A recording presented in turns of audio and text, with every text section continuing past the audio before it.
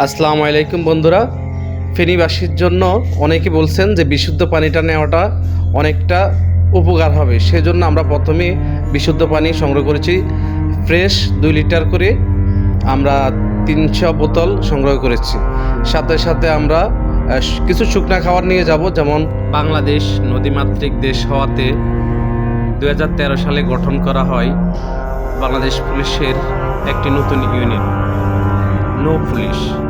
আমরা সারা বাংলাদেশে কোস্টগার্ড এবং নৌ পুলিশের সমন্বয়ে বাংলাদেশের নদী ও সমুদ্রের নিরাপত্তা নিশ্চিত করি। তার পাশাপাশি প্রাকৃতিক দুর্যোগ ও বন্যা কবলিত এলাকায় সর্বোচ্চ নিরাপত্তা নিশ্চিত করি। আমরা আমাদের সর্বোচ্চ চেষ্টা করে যাচ্ছি বন্যায় প্লাবিত মানুষের পাশে দাঁড়ানোর জন্য।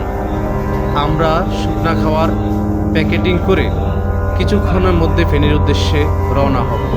আসুন আমরা সবাই মানবতার সেবায় নিয়োজিত হই।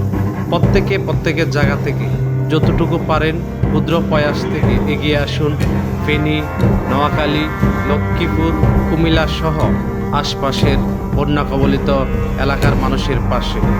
মানুষ মানুষের জন্য, জীবন জীবনের জন্য। আল সুন্নাহ খুব সুন্দরভাবে পরিচ্ছন্নভাবে তারা প্যাকেটিং করে অলরেডি বিভিন্ন অঞ্চলে ট্রাকে করে তাদের প্যাকেটিংগুলা পৌঁছে দিয়েছে। আল সুন্নাহকে আমি অসংখ্য ধন্যবাদ ও মোবারকবাদ জানাচ্ছি। তার সাথে সাথে বাংলাদেশের বিভিন্ন সংগঠন এবং কলা কৌশলী বিভিন্ন প্রতিষ্ঠান এগিয়ে আসছেন ফেনী বন্যা কবলিত এলাকায়। আপনাদের এই মানবতা ফেনীবাসী বছরকে বছর যুগান্তর মনে রাখবে। আসুন আমরা আবারও একই সাথে বলি, মানবতার সেবায় এগিয়ে আসি, মানুষ মানুষের জন্য, জীবন জীবনের জন্য।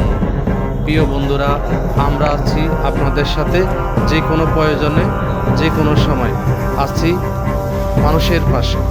ধন্যবাদ। আসসালামু আলাইকুম।